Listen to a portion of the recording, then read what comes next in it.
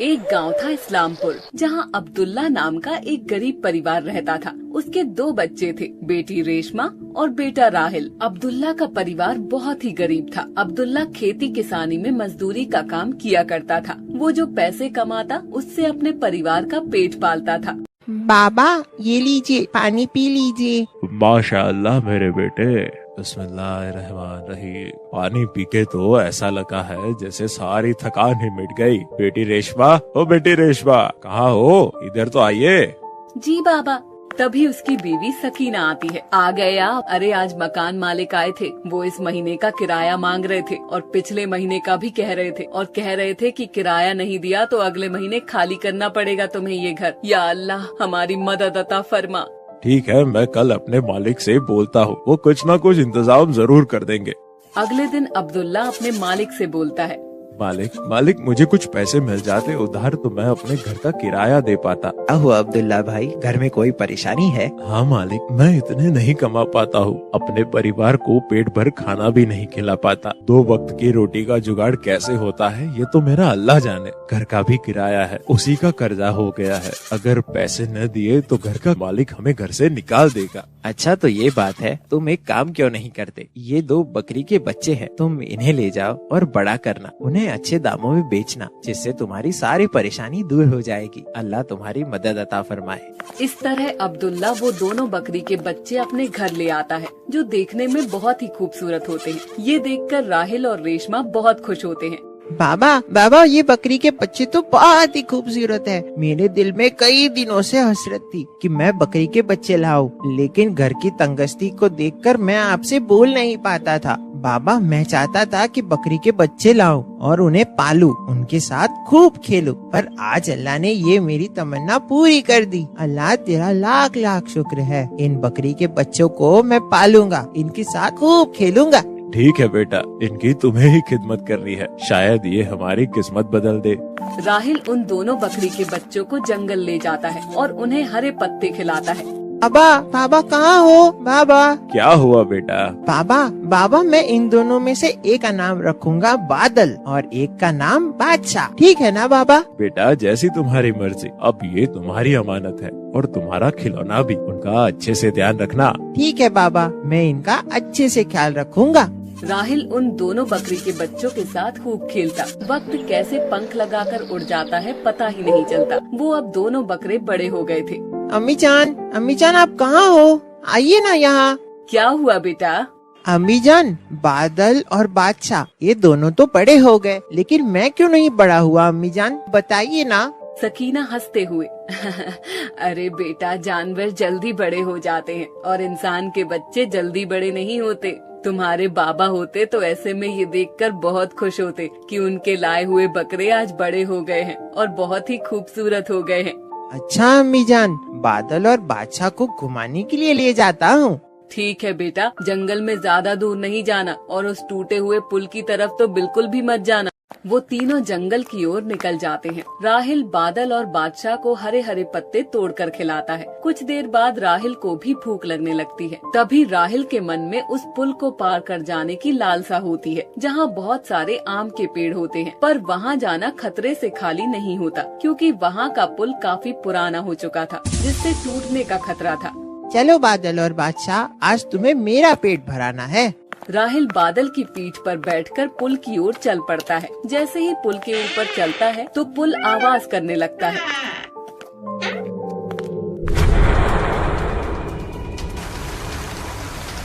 बादशाह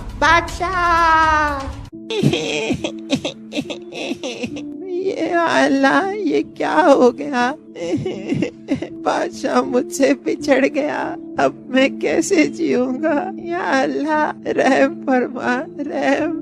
राहिल और बादल घंटों उस नदी की ओर देखते रहते हैं, लेकिन बादशाह का कुछ अता पता नहीं चलता। पानी का बहाव इतना तेज था कि बादशाह दिखाई नहीं दिया। वो दोनों घर की ओर जाते हैं, रोते हुए जैसे राहिल और बादल घर पहुंचते हैं। बेटा राहिल, तुम्हारे कपड़े गीले क्यों हैं? और बादशाह कहाँ है? लगता है तुम लोगों ने बाहर ही खड़ा कर दिया है मेरे बादशाह को। सकीना बाहर जाकर देखती है तो वहाँ कोई नहीं होता है, और वापस आकर देखती है तो राहिल की आंखों में आंसू थे। राहिल, बादशाह कहाँ कहाँ है? जल्दी बताओ बेटा, मेरा दिल बैठा जा रहा है। राहिल अम्मी जान से लिपटकर जोर जोर से रोने लगता है।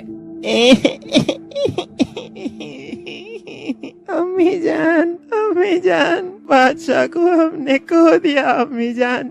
क्या कह रहे हो राहिल? ऐसा कैसे हो गया मेरे बेटे? वो तो तुम्हारे बाबा की निशानी थी, उसका तुमने कैसे ध्यान नहीं रखा?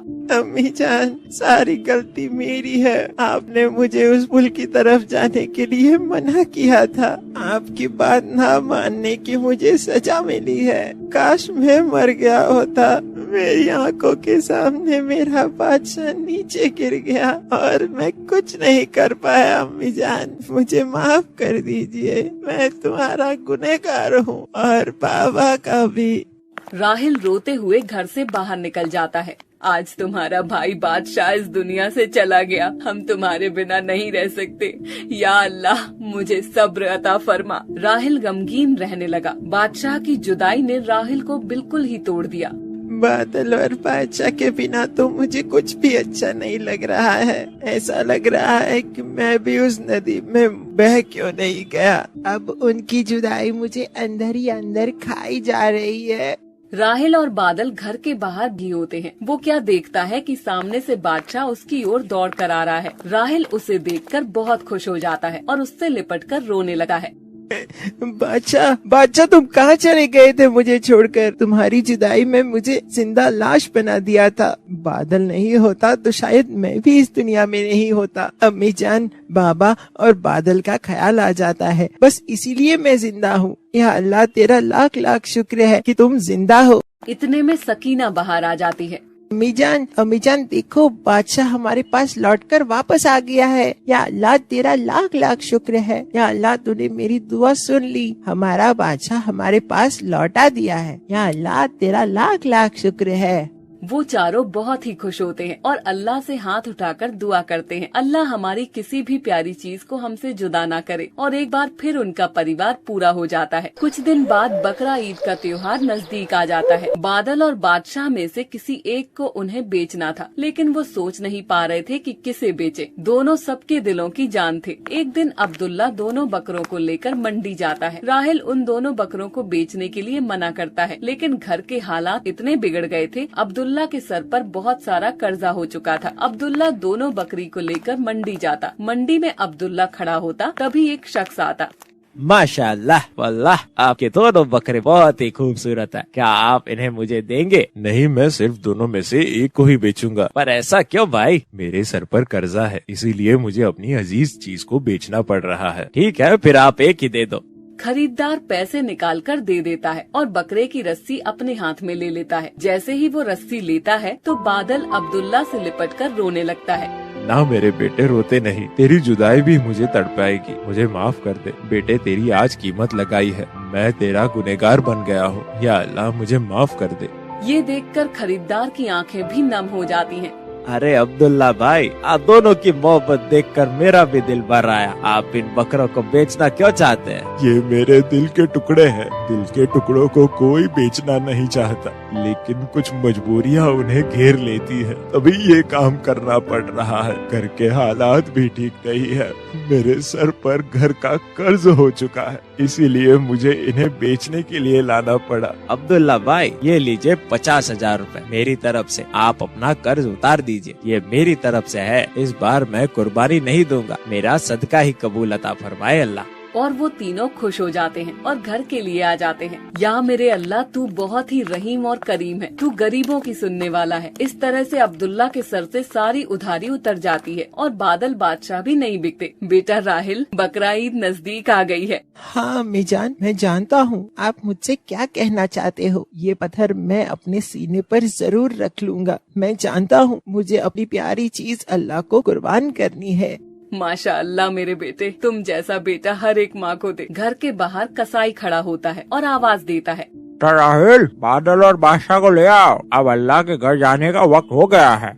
वो चारों मिलकर खूब रोने लगते हैं। बादशाह बादल, तुम्हें मैंने अपनी जान से भी ज्यादा चाहा है। दुनिया में सबसे मेरी प्यारी चीज तुम ही हो, और वो भी अल्लाह की राह में तुम्हें कुर्बान कर रहा हूँ। अल्लाह मेरी प्यारी दोनों चीजों को कबूल अता फरमाओ। मेरी जान, इस दुनिया से अच्छा अल्लाह का घर है जहाँ हम जरूर मिलेंगे। सही कहा मेरे बेटे, मरने के बाद अल्लाह तुम्हें तुम्हारी प्यारी चीज अता फरमा देगा। तुम तीनों जन्नत की वादियों में खूब खेलना, वहाँ तुम्हें कोई जुदा नहीं कर पाएगा। हमेशा तुम्हारे बादल और बादशाह तुम्हारे साथ रहेंगे, और हाँ, पुल सिरात रास्ता में भी तुम्हें पार कराएंगे, जो तलवार से भी ज्यादा तेज और बाल से भी बारीक है। इस तरह वो दोनों अल्लाह की राह में हाथ उठाते हुए बादशाह और बादल के लिए दुआ करते हैं। हमारे बादल और बादशाह को अल्लाह मकाम अता फरमाए। या अल्लाह, हमारे गुनाहों को माफ अता फरमा, हमें नमाज और कुरान पढ़ने की तौफीक अता फरमा, हमारा दिल गुनाहों से पाक अता फरमा और कुर्बानी कबूल अता फरमा, हर एक गरीब की गरीबी को दूर अता फरमा। इस तरह वो लोग बादल और बादशाह को अल्लाह की राह में कुर्बान कर देते हैं।